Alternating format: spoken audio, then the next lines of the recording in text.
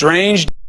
Thank you for bringing us the reporting. President Trump expressing optimism about his planned talks with Kim Jong-un, but still suggesting he might walk away if they aren't fruitful. And at a joint news conference with Japan's prime minister, hitting his go-to defense on the Russia investigation. No collusion, he said, 5 times. CNN's Abby Phillip live in West Palm Beach, Florida with more. Abby.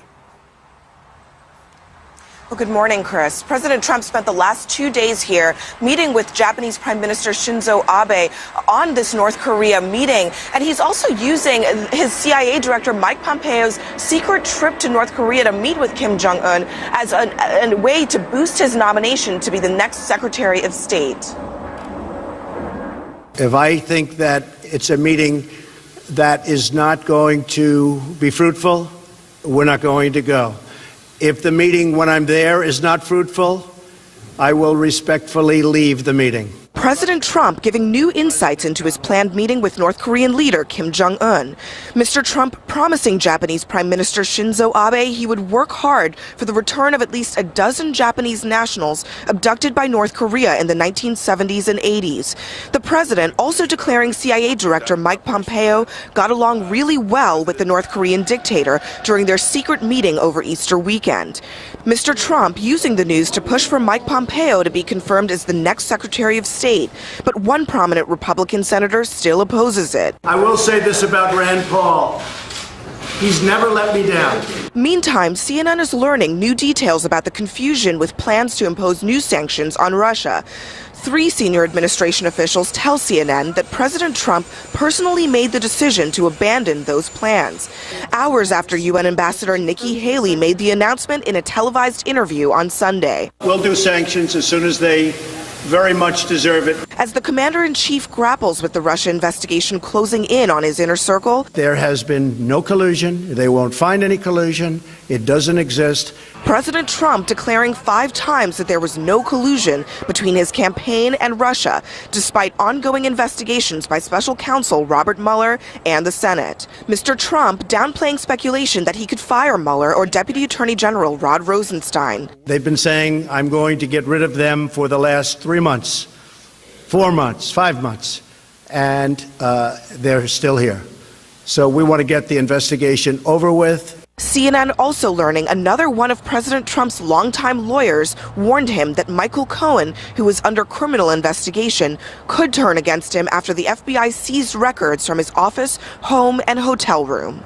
Jay Goldberg says he told the president on Friday, anybody who is facing 30 years never stands up. Well, President Trump plans to spend the rest of the week and the weekend here in Florida, but today he's going to Key West, where he's going to be visiting a military unit that intercepts drug smugglers by sea and by air. Allison and Chris. Okay, Abby, thank you very much for all of the reporting. Let's bring in CNN political analysts John Avlon and Julie Pace. Okay, John Avlon, let's talk about how significant do you think it is, Manu's reporting that he just broke moments ago, that he spoke to 24 Republican lawmakers and did not get full-throated endorsements of the president's reelection. In fact, many said they were not willing to support the president yet. Look, I think this is a big story that the White House should be buzzing nervously about today and in the weeks to come, because normally this is a rubber stamp. This is a no-brainer, people. You support the president of your party, particularly when it's a Republican. But what this is the discomfort with Donald Trump that a lot of Republican members of Congress and Senate spoke about in private, bubbling up to a wait-and-see attitude that spells real political problems. Everyone talks about how everyone's so scared of Trump's base that they don't want to go against him in public. Refusing to endorse him when you're John Cornyn, when you're John Thune, that's a big deal, and that's a sign of big problems to come for President Trump. Julie Pace, it comes with a little bit of risk, though, right? I mean, you can say, well, it's early, don't talk about an election, let's deal with the matter at hand, but they're not really saying that, and they expose themselves to some risk in the midterms if they're up, if they are seen as not being part of the Trump base. Absolutely, because this is the reality. Trump remains extremely popular among Republican voters, particularly those voters who are going to have enough energy and enthusiasm to show up in a midterm election year where turnout tends to be low. And this is the constant push and pull for these Republican lawmakers. They look back at their home districts, they see the support for Trump, but they deal with him day in and day out, and privately, and increasingly a little bit publicly, they get frustrated with the type of relationship that they have and the unpredictability of him in the Oval Office. But isn't this one of these things, John, where, okay, today, before the midterms, they have the freedom to say, you know what, it's too early, I'm focused on other things, but after the midterms, when we get closer to 2020, they'll all fall in line? I don't know that they will. Look, I think there's no question that this is a wait-and-see moment. They're expecting a shellacking. But if they really get their clock clean, that's not going to increase their loyalty to Donald Trump. You'll see people running against the president or not with the president. Also, let's just reality check one thing. Yes, Donald Trump is enormously popular with the base, the folks most likely to turn out, as Julie said. But George W. Bush's approval rating among Republicans was routinely in the mid-90s, not the mid-80s, low 80s. So there's actually a bigger gap between traditional Republican support for past presidents and Donald Trump. You know, Julie, it gets a little tricky here because it's impressive that Manu Raju says he talked to about 24 and he didn't get anybody who was standing solidly behind President Trump for his reelection today. But you know what?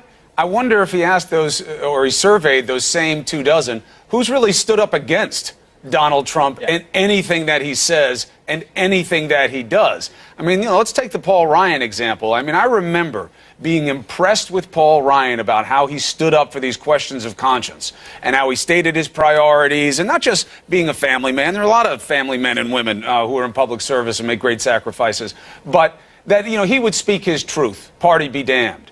No more. It doesn't matter what Trump says. You have to really corner politicians within the GOP to get them to even express that what he's saying could be a little bit risky. The number of Republicans who are willing to do anything publicly that breaks from the president is just extremely small, and they are the outliers. It's the people like Jeff Flake. It's the people They're all who are retiring. leaving. People like Bob Corker who are leaving, and even Bob Corker has moved from some of those really provocative comments that he was saying about the president right after he decided to not run for re-election. So again, we all hear privately a lot of frustration from Republicans about the president, but when it comes to their public comments, when it comes to their votes on issues that are important to the president, they are basically in lockstep with Look this at administration. McConnell won't even put a vote on the floor On to Bob protect Mueller, Bob absolutely. Mueller. And with this really odd rationale of, well, I don't think he's going to do it. It'd be horrible if he did. But we won't do anything to protect against it. Yeah, God forbid we do anything to actually, you know, protect against it as a co-equal branch of government. Look, there's an invertebrate impulse inside the current Republican Party. They've lost their backbones, in part because they are afraid of Trump's base in these closed partisan primaries, which leave many of them vulnerable. But the question is, you know, is that a degree of Stockholm Syndrome if it's contrary to your conscience? And that gap that Julie's talking about between what Republican elected officials say in private and what they'll say in public, what the reason Manu's reporting is significant is it shows that thin edge of the wedge that a lot of these folks aren't willing to stand up and stand with Donald Trump because they think the party's about to get its clock cleaned in the midterms and that he may be too toxic to support for re-election, at least with their own political calculus in mind. Here's an interesting factoid, Julie. My producer is just telling me that from FEC filings from last week, 1/5 of re-election funds for Donald Trump have gone to pay legal fees. Okay? That's exactly as nature intended. I mean, isn't that, first of all, wow? And then that's perhaps a disincentive to give the president more money. Well, it really puts in perspective where this president is right now, a little over 2 years from his reelection. He is consumed increasingly by legal challenges and legal threats, and they only seem to be going in one direction, which is increasing, which is a real problem for this president. And I think that is something that Republicans are really closely watching, particularly if they do lose the House and or the Senate in the midterms. That would really change this whole legal landscape. They can protect him a bit while they're in the majority, but if Democrats were to take over, Democrats will be under tremendous pressure to pursue impeachment. If Bob Mueller were to put forward reports that were even in the slightest bit damaging to President Trump, I think you would see a real change in the dynamic in Washington and the legal challenges to President Trump. Well, you know, you could look at it the other way, and you'd be more inclined to give him money because you want to fight against this Russia thing because you agree with him that it's a hoax and you want him to be clear of it. But look, it's certainly just indicative of the state of play. I wonder who's getting the money. Well, I don't know, Javi, tell us what the overall number of how many millions that we're talking about, because other than Jay Sekulow, well, Sekulow can get a new plane. 834,000 out of 4 million. So I guess that's all went to 8 law firms. Who are the 8 law firms, though? As far as I know, Julie, John, tell me, you got Sekulow. You got Cobb, but I think he's paid by the government. He is. Because he's representing the White House. McGahn, obviously the same thing. Yeah. We now know Jay Goldberg. Maybe. Maybe. Who are all the other law firms? Look, the point is that the president's reelection campaign is functioning as a legal defense fund. And add to those expenditures also the amount of money coming from the campaign coffers and the RNC going back to Trump properties. And that number is going to ratchet up considerably, which is a whole nother problem that we should be talking about, and Republicans and donors should maybe feel some discomfort with. But many donors, to your point, are going to say, you know what? I support him right or wrong. The more he comes under attack, the more he needs my help in defending him. That's a matter of principle to me. By all means, take my money. Okay. That's their prerogative. That's their prerogative. Give money to that, which is great. I wonder if it's becoming a little bit of a dead end, though, these questions that, look, won a Pulitzer Prize for a friend at the Washington Post, Mr. Fahrenholt. But the idea of, boy, he's got a lot of obvious conflicts. We've never seen anything like this before. His businesses are still going. People stay at the businesses. He didn't turn over his tax return. Yes. Okay? And that didn't even move the needle. And now we know that money and where it came from and where it goes is of fundamental importance to a federal investigation. And people still aren't, their noses aren't bent at a joint about it. Hold on. This president is historically unpopular. Let's not forget that. And I do think that his numbers stay solid no matter what comes out about these conflicts. His core support, the super supporters, are around 28%. They're not going anywhere. But again, even among Republicans, yes, that 80% and change number is impressive, but it's actually not as impressive as George W. So, yes, the president has a core group of support. They're not going anywhere. The more he's attacked, the more they'll rally around him. But it's at the end of the day going to be voters in the center of the spectrum who make the difference. And if you see a consistent pattern of Trump businesses making money off the presidency, of actually taxpayer dollars going to Trump businesses, that sets a stink that's ultimately not going to sit well with the American people, who will finally decide the outcome of elections. But Julia, haven't we always said that for the base on either side, okay, if Mickey Mouse ran as a Republican, he would get 35% support from Republicans, and if Mickey Mouse ran as a Democrat, he could count on 35% support. I mean, isn't that just sort of a truism? The problem? Some of this is just baked in, absolutely. And I think to this question of Trump's conflicts, this has been something when I talk to Democrats, they're just so frustrated over, because they see this as really ripe for trying to sway those independents or those moderates, but they just can't seem to break through on this.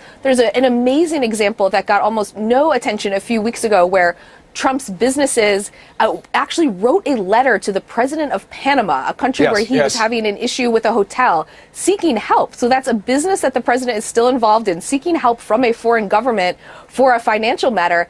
It pretty much just blew by almost with no attention. It really is remarkable. You report it, but it doesn't move the needle. It just doesn't catch on. But the reason it's important to continue reporting that for obvious reasons. Sure. But imagine if the Clintons had a similar thing, and in that alternate reality, there would be screaming bloody murder, and they would be right. At the end of the day, what Allison described is maybe the problem in our politics. But at the end of the day, it's the middle 30 that determines the winners. Always has been. Yes, Basic political science. You're always battling for the middle 30. Right, but we always talk about the base as though that's something new. The base sticks, Okay. Usually. All right, John Avalon, Julie Pace, thank you very much. Lawmakers are concerned about the White House direction or lack thereof when it comes to Syria. We have a senator who attended a briefing on the president's Syria strategy. How does he feel about it? Next.